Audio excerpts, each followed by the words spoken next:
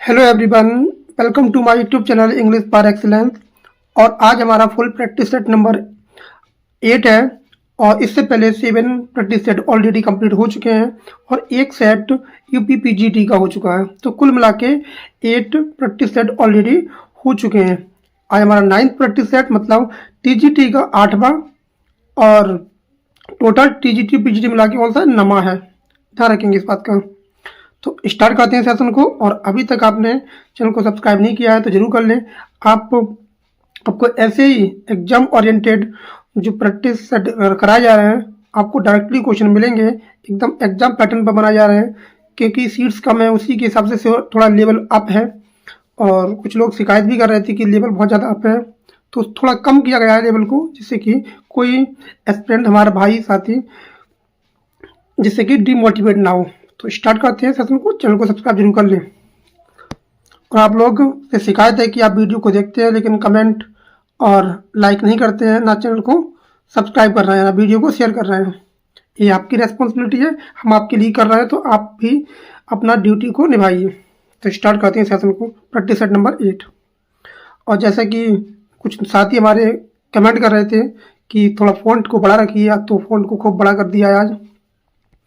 आज का पहला क्वेश्चन है मिल्टन्स ऑफ एजुकेशन, जो आया था 1644 में, बाय एड्रेस टू। तो किसको एड्रेस करता है ये आपको क्वेश्चन का आंसर बताना है। तो ये एड्रेस करता है, ऑप्शन नंबर क्या हो जाएगा? ए हो जाएगा। इसका आंसर क्या हो जाएगा? ए हो जाएगा। ये बहुत ही बेहतरीन क्वेश्चन है कि जो ऑफ एजुकेशन आया था ये एड्रेस करता है सैमुअल हर्टिल को। Methought I saw my late espoused saint is Milton's sonnet number. ये किसको डेडिकेटेड है ये? तो ये लाइन है सोनेट नंबर जो दिया है इनको, जो सेकंड वाइफ थी कैथरीन वुडकॉक, इसके लिए ये डेडिकेटेड है। क्वेश्चन नंबर 3, मिल्टन का जो पैराडाइज लॉस्ट है book number 2, debate in hell is held in. तो कहाँ पर इसकी क्या होती है? डिबेट होती है। क्वेश्चन नंबर 3 का आपको आंसर बताना है, कहाँ इसकी डिबेट हो रही है। तो ये हो रही है पेंडेमोनियम में, और पेपर में पेंडेमोनियम की स्पेलिंग पूछ गई है। Question number 4, which devil argue for open bar. तो कौन सी डेविल थी जो ओपन बार करती है against heaven in book number 2? तो कौन सी वो डेविल थी? तो इसका आंसर हो जाएगा ऑप्शन नंबर बी, मोलाक्च। ये करती है ओपन बार करती है, ध्यान रखेंगे, ओपन बार करती है। Question number 5, awake arise or before ever fall in spoken to. ये किसके लिए लाइन बोली गई है पैराडाइज लॉस्ट में? तो इसका आंसर हो जाएगा option number A, the fallen angels. Answer हो जाएगा ऑप्शन नंबर ए हो जाएगा। ये बुक 1 में ये बोली गई है। Paradise Lost book number 4 opens with Satan soliloquy. तो कौन सी सोलोलिकी से जो बुक नंबर 4 है वो शुरू होती है? ये आपको क्वेश्चन बताना है। तो इसका आंसर हो जाएगा ऑप्शन नंबर 6 का ए। क्या हो जाएगा? ए हो जाएगा। क्या हो जाएगा? ऑप्शन नंबर ए हो जाएगा। माउंट निप हेट से ये शुरू होती है, जो किसकी सवाल लिखी है?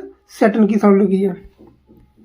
Question number 7, the childhood shows the man, the childhood shows the man as morning shows the day. आपको बताना है कि मिल्टन की लाइनें कहाँ से दी गई है। The childhood shows the man as morning shows the day. Question number 7, तो ये लाइन ली गई है, ऑप्शन नंबर डी हो जाएगा। ये लाइन ली गई है आपकी, ये मिल्टन से नहीं है, ये है वर्ड्सवर्थ से लाइन ली गई है। क्वेश्चन नंबर 7 का हो जाएगा। और जो 7 है इसका जो करेक्ट आंसर है डी, वर्ड्सवर्थ और माई हार्ट लीव्स सबसे ली गई है, जो मिल्टन के लिए डेडिकेटेड है। मिल्टन के लिए नहीं है ये वर्ड्सवर्थ से ली गई है। Question number 8, Tetrachordon and Colasterion are Milton tract on. इकाई के ऊपर है, education, divorce, kinship, liberty of press. Question number 8, तो इसका आंसर हो जाएगा ऑप्शन नंबर बी, डिवोर्स के ऊपर ये लिखे गए हैं। Question number 9, Ad Patrem is Milton Latin poem address to. ये किसके लिए एड्रेस की गई है और लैटिन पोयम है ये। क्वेश्चन नंबर 9 का आंसर जो हो जाएगा वो हो जाएगा ऑप्शन नंबर ए हिज फादर के लिए ये डेडिकेटेड है। क्वेश्चन नंबर कौन सा हो जाएगा? ए हो जाएगा, हिज फादर के लिए। Ad Patrem doctrine and disciplines of divorce was published in, ये कब पब्लिश होता है?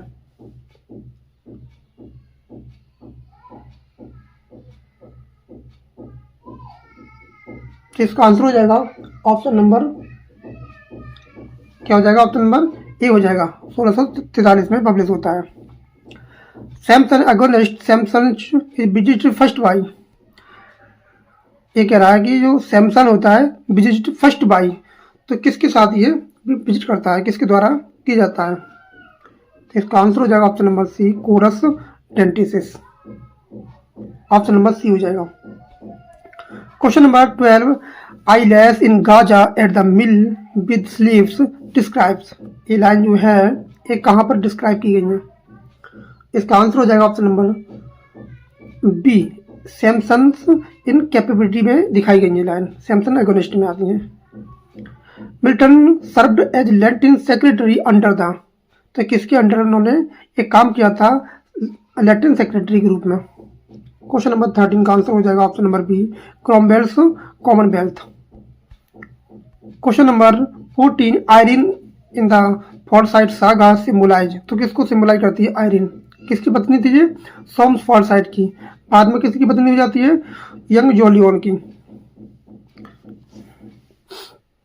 तो इसका आंसर हो जाएगा option number C, aristocratic sensibility and resistance to possession. Question number 15, the island Pharisees 1904 satires, ये किसके ऊपर सटायर किया गया है? क्वेश्चन नंबर 15 का आंसर बताना है आपको। तो इसका आंसर हो जाएगा ऑप्शन नंबर ए, English upper middle class hypocrisy.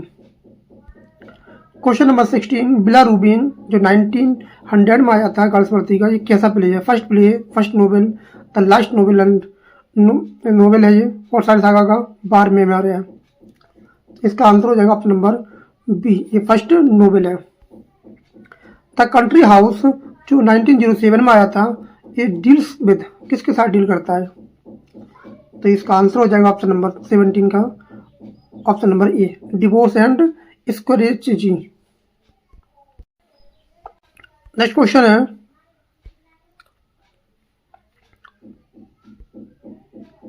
Question कह रहा है कि फ्रेटर्निटी 1909 में जो आई थी, ये स्टडी करती है, तो किसके ऊपर स्टडी करती है? तो इसका जो आंसर बनेगा वो बनेगा option number A, class gulf between rich intellectual and poor के बीच में करती है। क्वेश्चन नंबर 19, द इल्डेस्ट सन 1912 में आया था, ये किसके बारे में बताता है? तो इसका जो आंसर बनेगा, जी गार्ड्सवर्दी की प्ले है, ध्यान रखना है। इसका जो आंसर बनेगा वो बनेगा option number A, the private teacher and class prejudice के बारे में दिखाता है। Question number 20, the fugitive 1913 portrays a women, एक पोर्ट्रे करता है एक वुमेन के बारे में, उस वुमेन का आपको बताना है। क्वेश्चन नंबर 20, इसका नाम होता है क्लियर, और ये आंसर हो जाएगा option number A, leaves her husband to seek independence, अपने हस्बैंड को छोड़ दे दिए वो।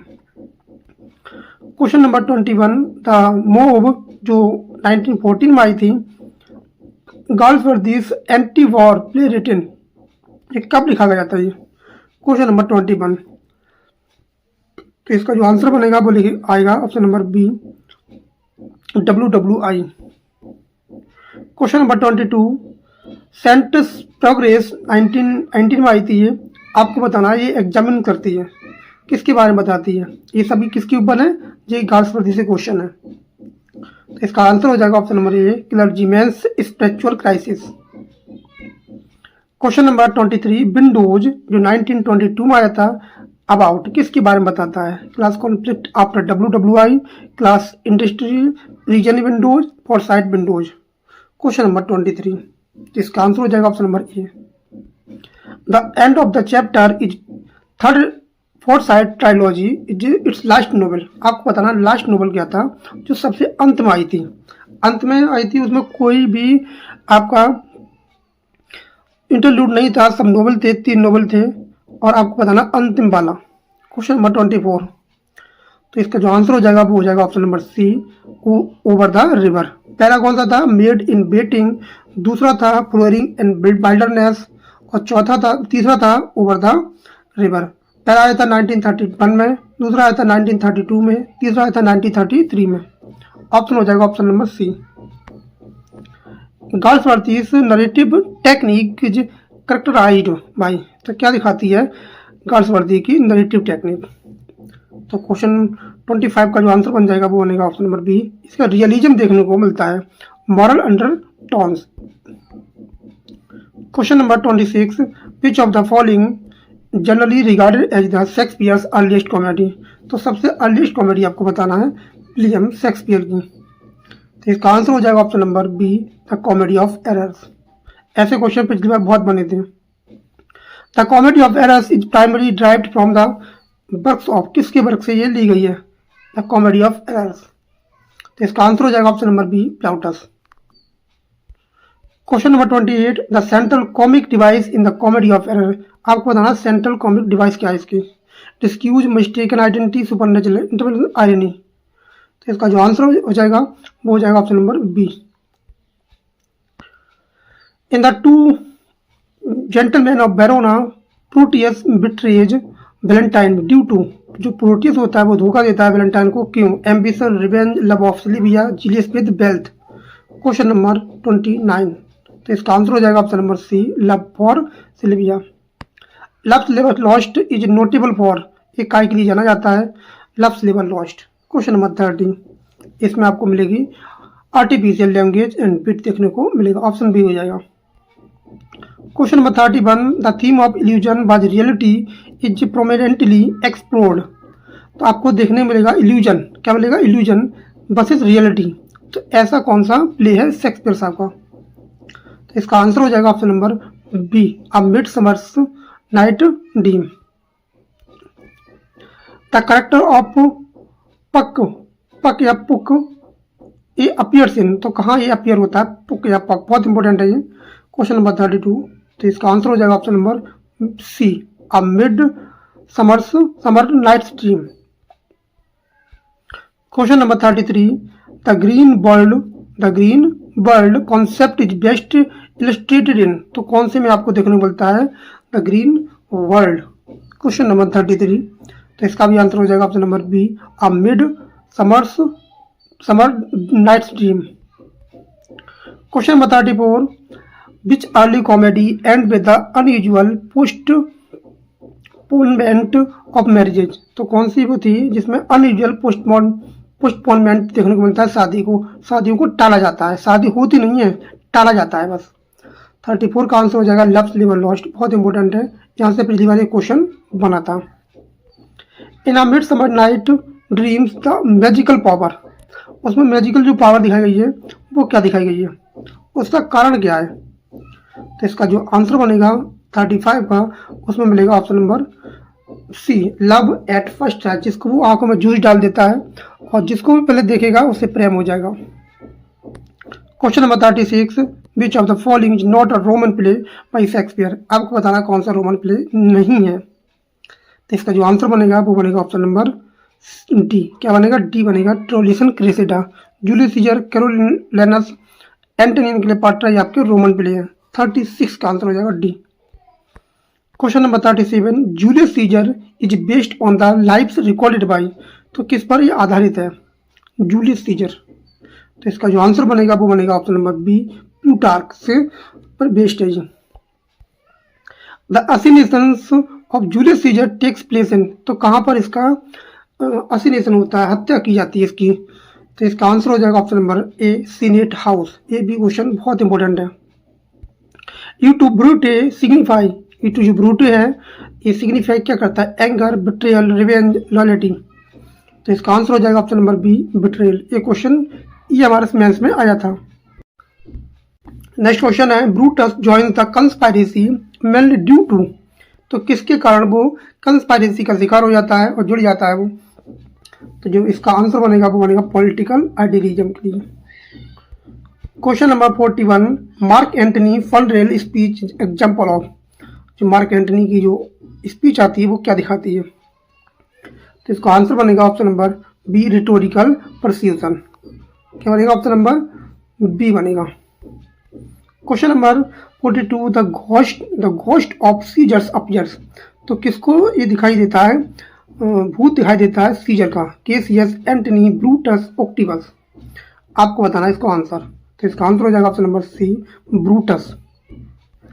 Antony and Cleopatra primarily exports, जो प्राइम वो क्या दिखाती है, वो बार स्टेजी, political ambition, conflict between love and duty, religious belief. तो इसका जो आंसर बनेगा वो बनेगा ऑप्शन नंबर सी, इसमें लव और ड्यूटी का कॉन्फ्लिक्ट दिखाया गया है। क्लियोपाट्रास पोर्ट्रेड एज, तो क्लियोपाट्रा दिखाई गई है वो वीक है, वो पॉलिटिकली सिग्निफिकेंट है, कॉम्प्लेक्स है, और तो किसका आंसर हो जाएगा 44 का सी, कॉम्प्लेक्स है और करिश्मास्टिक है वो। Question number 45, Coriolanus is tragedy of love, pride and political conflict, revenge of fate, किस पर आधारित है? तो इसका आंसर हो जाएगा option number B, pride and political conflict पर आधारित है Coriolanus. Shakespeare's Roman plays are characterize by, तो किस पर यह आधारित है? जो रोमन प्ले की बात कर रहा है।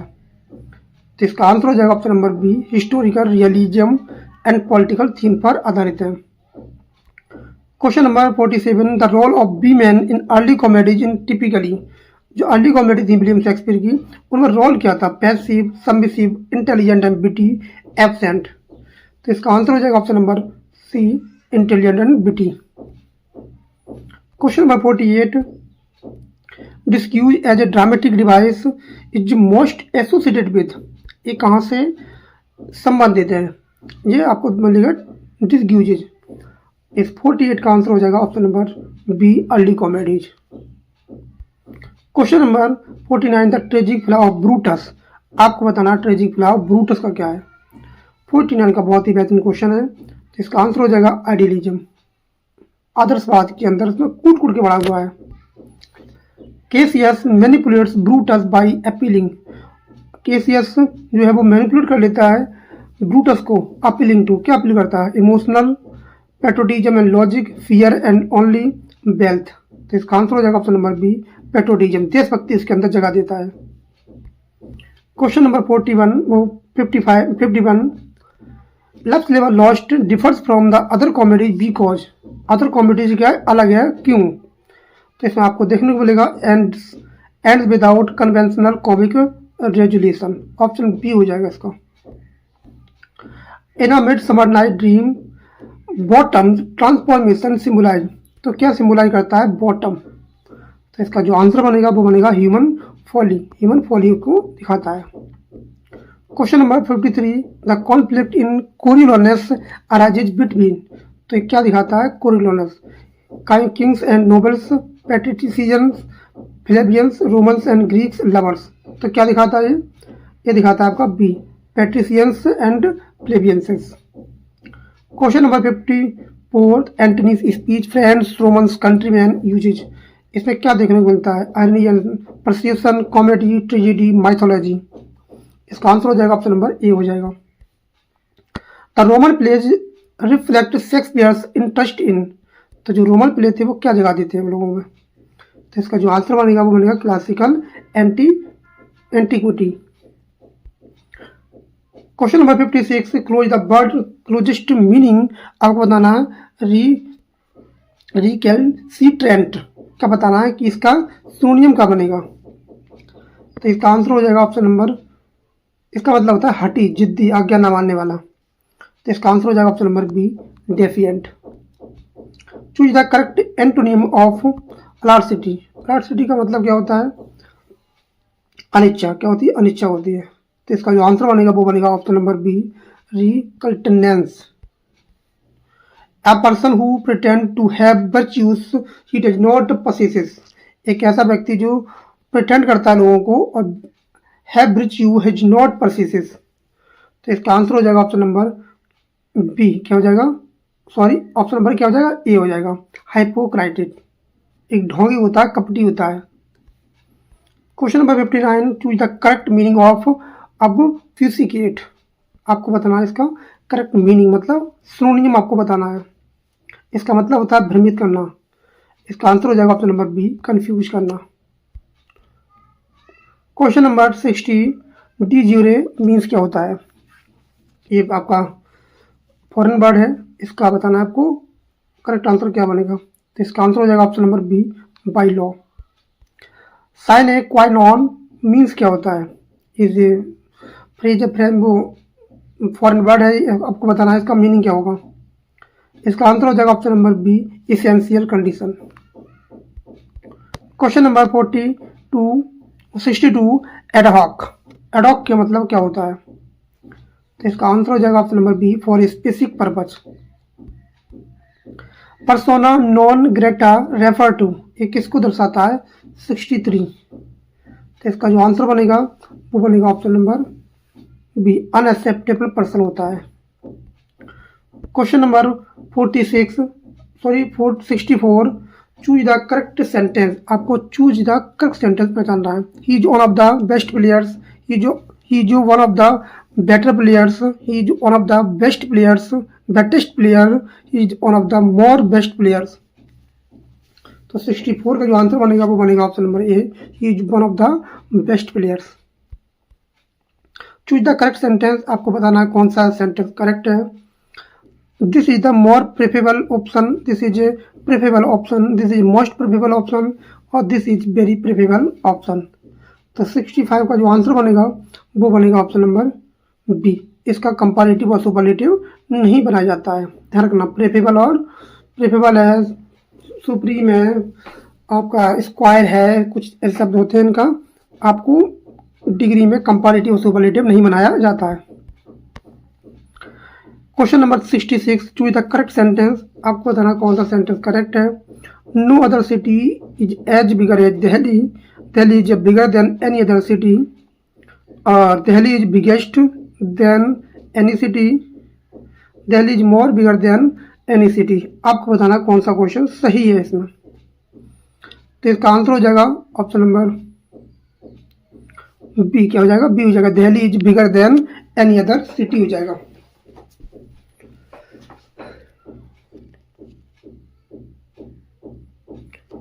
और पहली बार में क्या गलती है? पहली बार में गलती है क्योंकि यहाँ आपका बिग आएगा, कंपैरेटिव डिग्री एज और एज के पेयर में नहीं आती है।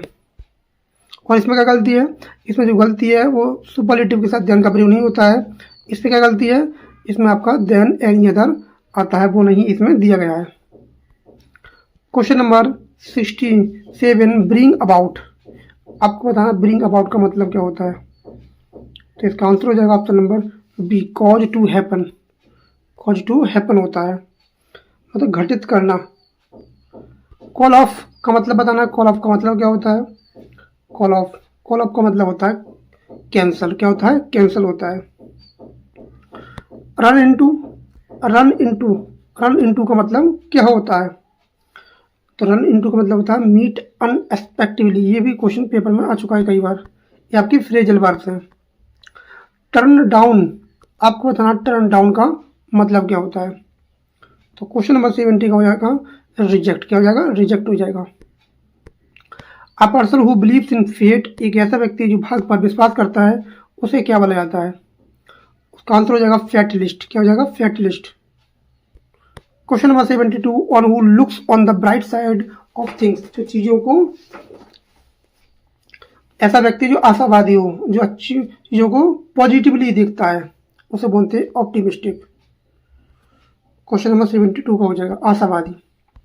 One who is unable to pay debts, एक ऐसा व्यक्ति जो अपना कर्जे को अदा नहीं कर सकता, उसे क्या बोला जाता है? तो इसका जो आंसर बनेगा वो बनेगा option number B, insolvent, bankrupt जिसे बोलते हैं, दिवालिया।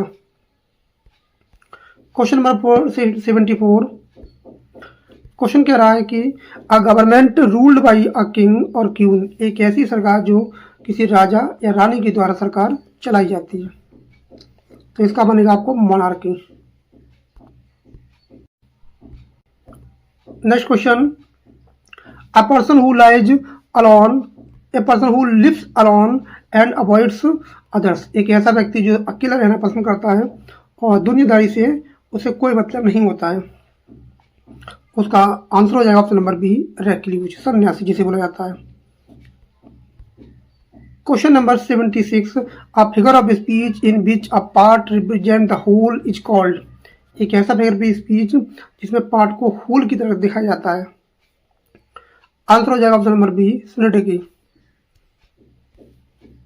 Question number 77, the pen is mightier than the sword is an example of. ये काय का एग्जाम्पल है? जो पेन होता है वो तलवार से भी ज्यादा क्या होता है, ताकतवर होता है।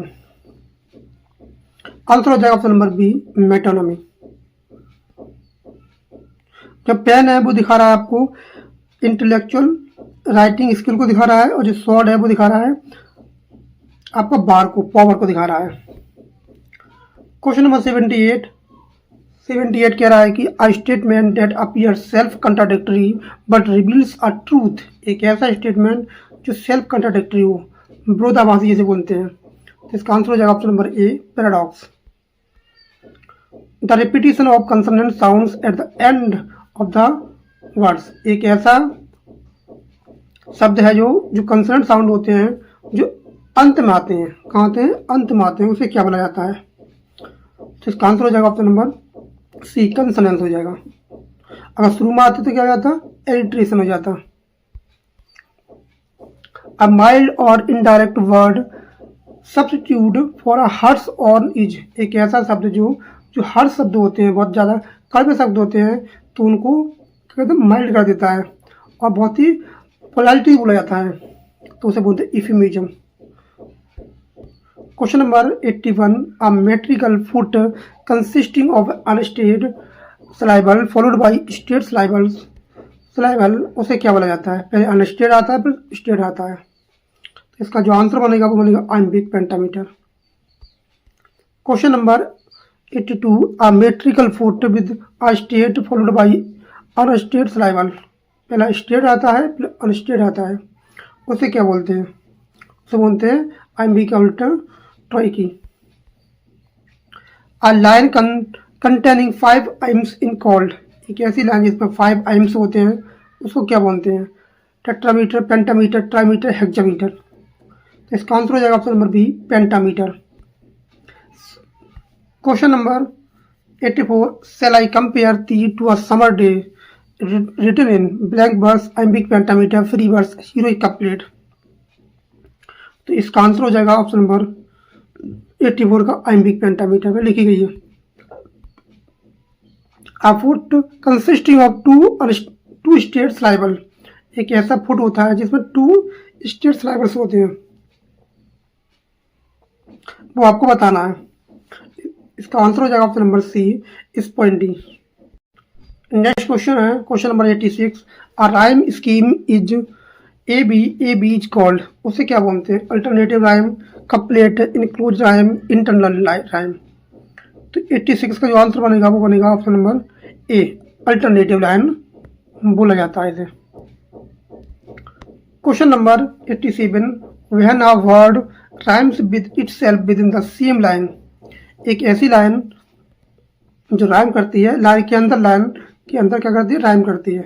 87, तो इसका आंसर हो जाएगा option number B, internal rhyme. Words that look alike but do not sound alike.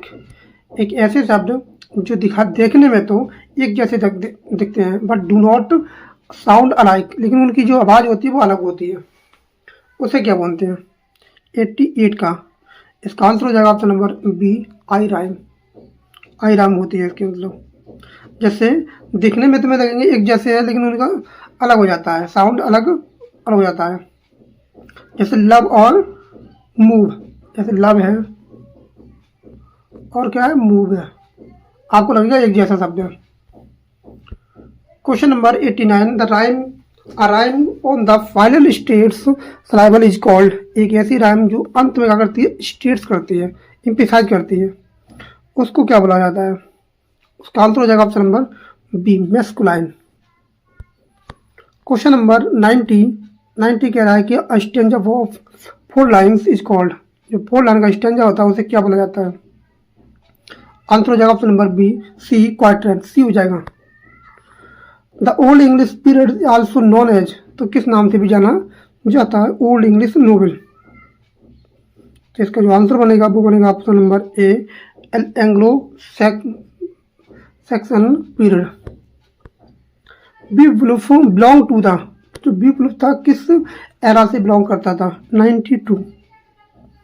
इसका जो आंसर आ जाएगा वो आ जाएगा option number B, old English period से बिलोंग करता था ये। नेक्स्ट क्वेश्चन है, the renaissance is England is also called, जो रेनेसा इंग्लैंड में आया था तो उसको क्या बोला जाता है? Elizabethan, Augustan, Victorian, romantic. Answer हो जाएगा option number B, Elizabethan. Question number 94, the age of Dryden is also called, जो ड्राइडन की एज है उसको क्या बोला जाता है? तो इसका जो आंसर बनेगा वो बनेगा आपका option number B, restoration age. ये क्वेश्चन ध्यान से देखना है। Alexander Pope's is associated with the Rome the turbo age, कौन सी एज से जुड़े हुए थे? तो इसका जो आंसर बनेगा वो बनेगा option number B, Augustan age. Question number 96, William Wordsworth and Coleridge started the romantic movement with, काय से शुरू करते हैं? आंसर हो जाएगा option number B, lyrical ballad से। The Victorian age named after, तो किसके नाम के बाद इसका नाम पड़ा था? Victorian age. तो इसका आंसर हो जाएगा ऑप्शन नंबर सी, क्या हो जाएगा? क्वीन विक्टोरिया के नाम के बाद पड़ा है। T S Eliot is major poet of the age, तो किस एज से बिलोंग करता था? T S Eliot, romantic, Victorian, modern और रेस्टोरेशन। आंसर हो जाएगा option number C, modern literature. The term metaphysical poets by first coined by, तो किसने सबसे पहले किसे कॉइन्ड किया था? Samuel Pepys, T S Eliot, doctor Johnson, John Dryden. Answer हो जाएगा ऑप्शन नंबर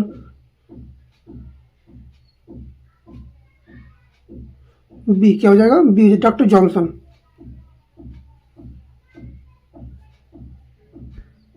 नेक्स्ट क्वेश्चन है, the moment emphasizing imagination and emotion, तो कौन सा मोमेंट था इसमें आपको देखने को मिलता है? इमेजिनेशन और इमोशन। ये क्वेश्चन नंबर 100 है, इसका आंसर हो जाएगा ऑप्शन नंबर बी, रोमांटिसिज्म। आपको करना है change into passive voice sentence है that they made him captain, sentence कैसे बनेगा? इसका जो आंसर बनेगा वो बनेगा ऑप्शन नंबर, क्या बनेगा इसका?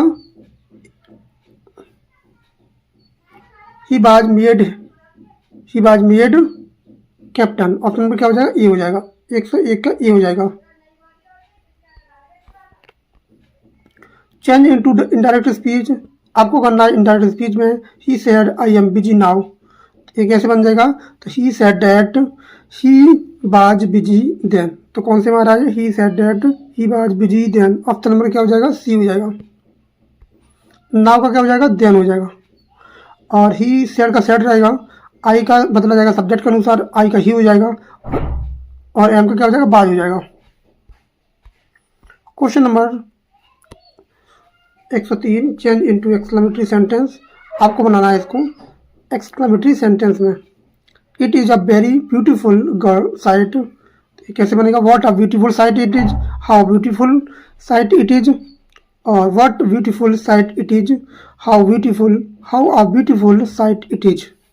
इसमें जो आंसर बनेगा वो बनेगा ऑप्शन नंबर ए, क्या बनेगा? ए बनेगा। बहुत अच्छा क्वेश्चन है, ध्यान रखना, बहुत ही बेहतरीन क्वेश्चन है ये। चेंज इनटू अफर्मेटिव, आपको बनाना affirmative. He is not unlike his father, तो इसका मतलब है वो अपने पिता की तरह नहीं दिखाई देता है। नॉट अनलाइक, ये उल्टा निकलेगा, इसका मतलब हो जाएगा ऑप्शन नंबर 104 का ये हो जाएगा। He is like his father, वो अपने पिता की तरह दिखाई देता है। अनलाइक का मतलब वो अपने पिता की तरह कैसा नहीं है, वो अनलाइक नहीं है, मतलब अनलाइक का मतलब है लाइक, उल्टा हो जाएगा। Combine into simple sentence, he finished his work he went home, उसने काम खत्म किया और कहाँ चला गया? होम चला गया। तो इसका जो आंसर बनेगा वो बनेगा ऑप्शन नंबर 105 का ए बन जाएगा। क्या बनेगा? ए बनेगा। Finishing his work he went home, ये सेंटेंस ऐसे होता तो बहुत अच्छा होता, ये सेंटेंस में थोड़ा करेक्शन होना चाहिए था। ये सेंटेंस परफेक्ट पार्टिसिपल से बनता तो अच्छा रहता, क्योंकि काम करने के तुरंत बाद थोड़ी चला गया और तुरंत थोड़ी चला गया। इसका मतलब है जैसे ही काम किया 1 सेकंड 2 सेकंड गवाए भी तुरंत चला गया, लेकिन इस सेंटेंस को ऐसे होना चाहिए था, ऑप्शन हैविंग। सब्जेक्ट दोनों सेम है तो दिक्कत नहीं है, ध्यान रखना। Having finished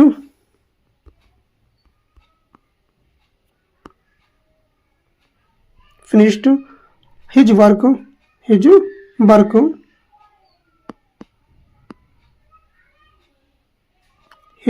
comma he went home। ऐसे सेंटेंस होना चाहिए था ये। इस सेंटेंस में अगर दो ऑप्शन दिए हैं, एक प्रेजेंट पार्टिसिपल का और परफेक्ट पार्टिसिपल का, और समय का गैप हो, समय का मतलब गैप हो, समय का अंतर हो, तो आप परफेक्ट पार्टिसिपल वाले को चूज करना, क्योंकि तुरंत काम करने के बाद थोड़ी चला गया, कुछ तो देर रुका होगा, तो ये आपका ऐसे सेंटेंस होना चाहिए। फिर भी ऑप्शन में नहीं दिया तो एक की तरफ ही जाएंगे, होता तो परफेक्ट पार्टिसिपल वाला ज़्यादा अच्छा होता। आपको बनाना है complex sentence. He was ill he attended the class, क्योंकि वो बीमार था फिर भी उसने अटेंड की क्लास। बीमार था फिर भी क्या कर रहा है, अटेंड कर रहा है। क्या रहा है, कंट्रक्शन आ रहा है, कंसीशन आ रहा है। तो इसका जो आंसर बनेगा वो बनेगा ऑप्शन नंबर बी, दो ही बाजिल, बीमार यद्यपि बीमार था फिर भी उसने अटेंड की। इसका मतलब कंट्रास्ट है। चेंज इनटू इनडायरेक्ट स्पीच, तो इसका आंसर क्या हो जाएगा, he said where are you going. तो इस ऐसे सेंटेंस में जब आता है तो जो आपका जो WH वर्ड होता है वही आपका कंजक्शन बन जाता है। तो she said where I was going, you बदला जाएगा ऑब्जेक्ट के अनुसार, और ऑब्जेक्ट इसमें है नहीं, वो मान लेंगे, ध्यान रखना, वो मानना पड़ेगा हमें। तो इसका आंसर क्या बनेगा, वो बी ही बनेगा। मानना पड़ता है क्योंकि आपको LT ग्रेड में बना के दिखाने हैं, या तो ऑप्शन यूज कर लोगे या वहाँ आपको बना के दिखाने हैं। चेंज इनटू इनडायरेक्ट स्पीच करना है आपको। ही सेड डोंट या do you know the answer, do you know the answer. ये कैसे बनेगा, ही सेड, ये ऐसे बनेगा, ही आस्क्ड इफ या वेदर, यू का बदल जाएगा ऑब्जेक्ट के अनुसार, वो मान लेंगे हम। तो I knew the answer, option number क्या हो जाएगा, ए हो जाएगा। और देखो इसमें क्या गलती है, इसका नो का नो रहा, नो का नो रहा, नो का नो रहा, तो ये तीनों ही गलत हो जाएंगे।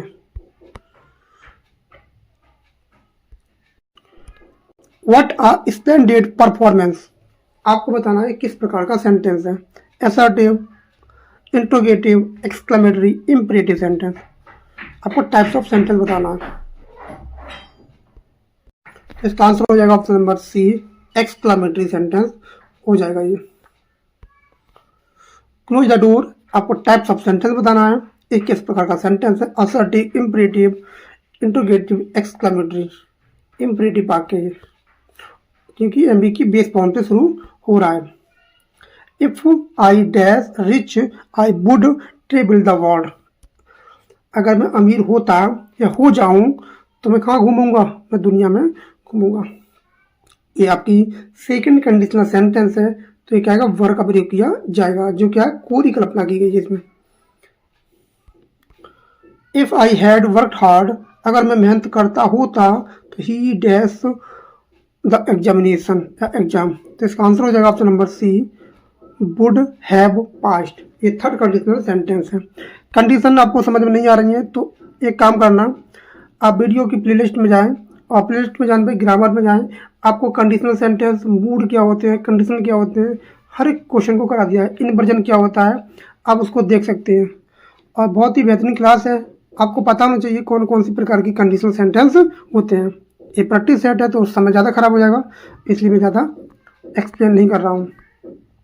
चूज द करेक्ट सेंटेंस, आपको बताना है कौन सा सेंटेंस करेक्ट है। Hardly had he reached when it started raining, hardly he had reached the when it started raining, when hardly had he reached when it had started raining, और hardly had he reached when it started raining। आपको बताना है इसमें से कौन सा sentence एकदम perfect answer है, इसमें से कौन सा करेक्ट आंसर है। क्वेश्चन नंबर 13,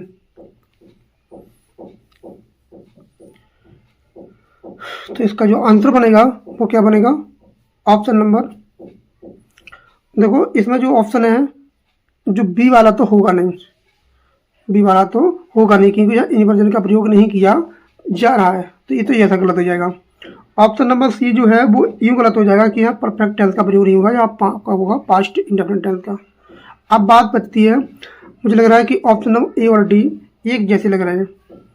हार्डली यहाँ भी है, हैड यहाँ भी है, सब्जेक्ट यहाँ भी है, यहाँ भी है, रीच रीच वैन वैन, ये दोनों एक जैसे हैं, तो दोनों ही ऑप्शन हो जाएंगे ए और डी। ध्यान नहीं किया मैंने, और मुझे लग रहा है कि आप इसको चेक कर लें कि दोनों एक जैसे हैं, मुझे तो एक जैसे लग रहे हैं, बाकी आप कमेंट जरूर करके जरूर बताएं।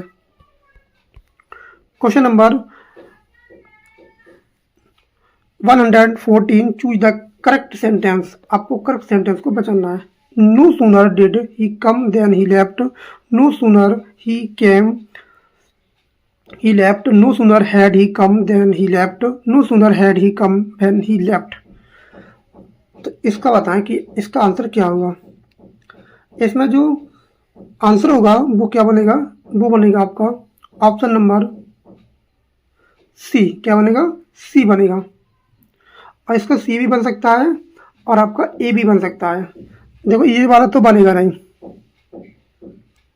नो, क्योंकि इसमें बहन आ रहा है और नो सुनने के बाद क्या आता है, देन आ रहा है, तो ये तो ऐसे ही कट गया, और ये इसमें इन्वर्जन का प्रयोग नहीं किया गया है, तो ये वाला भी कट गया। अब बात बचती है परफेक्ट बनाया।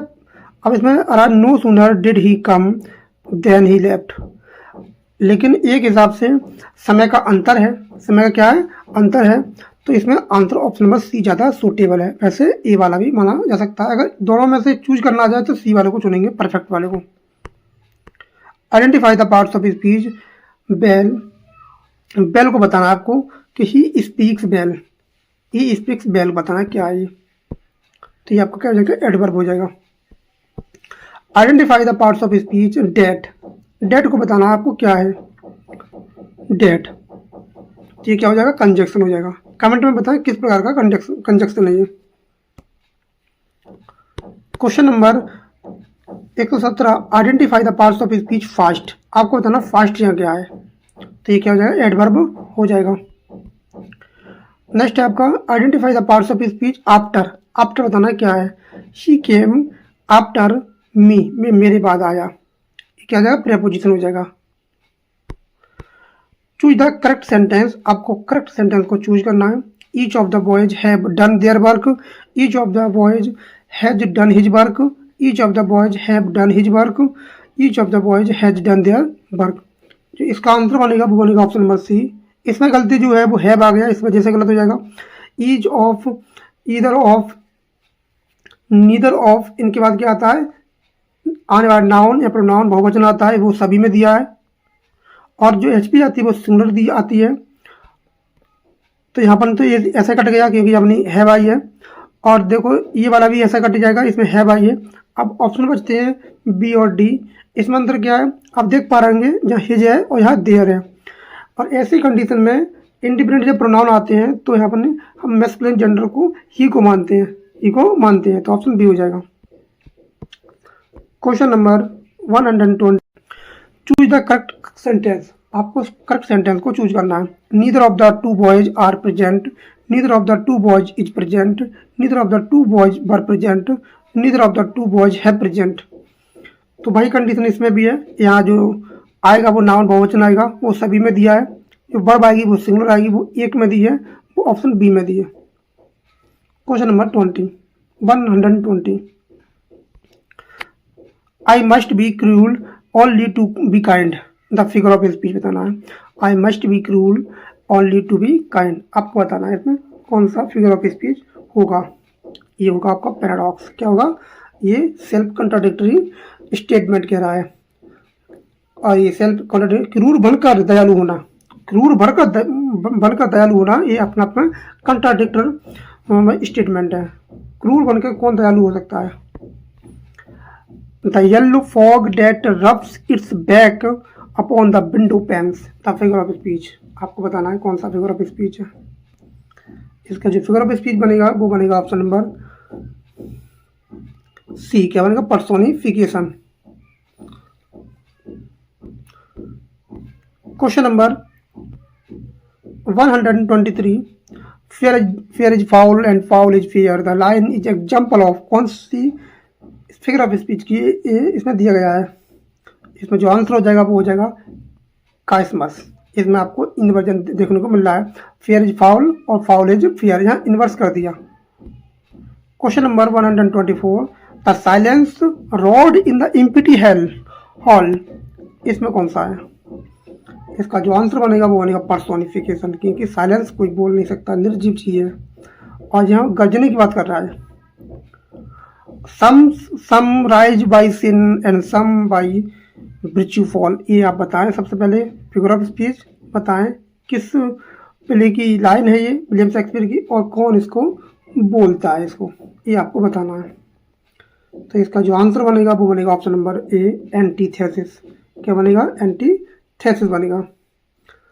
तो ये हमारा 125 क्वेश्चन का पूरा सेट था, जो कोई सेट नंबर 8 था। और धीरे धीरे हमारे 8 प्रैक्टिस सेट टीजीटी के, 1 प्रैक्टिस सेट पीजीटी का भी कंप्लीट हो गया। और अभी तक आपने चैनल को सब्सक्राइब नहीं किया और अभी भी भ्रमित है कि इस चैनल को सब्सक्राइब करें या नहीं करें, आप भटक रहे हैं, आप आइडेंटिफाई नहीं कर पा रहे हैं कि कौन हमें क्या पढ़ा रहा है, क्या नहीं पढ़ा रहा है। आप वहाँ भटक रहे हैं जहाँ केवल 20 क्वेश्चन 30 क्वेश्चन केवल मात्र जो क्वेश्चन कराए जाते हैं वो भी 1-1.25 घंटे 1 घंटे 1.5 घंटे में कराए जाते हैं। आप वहाँ भटक रहे हैं। आपको जहाँ 125 क्वेश्चन का सेट मिल रहा है, पूरी एग्जाम वाली फीलिंग आ रही है आपको, वहाँ आप नहीं आ रहे हैं। आप भटकते रहेंगे, एग्जाम हो जाएगा और आप ऐसे ही पछताते रहेंगे। तो मिलते हैं कल प्रैक्टिस सेट नंबर 9। और अभी तक चैनल को सब्सक्राइब नहीं किया तो ज़्यादा सोचो विचारो मत। आपके लिए 8 प्रैक्टिस सेट जो बना सकता है वो कितने भी बना सकता है, ध्यान रखना। आपके लिए हमेशा तैयार है। Thanks a lot for watching this video. Thank you everyone. Have a nice day.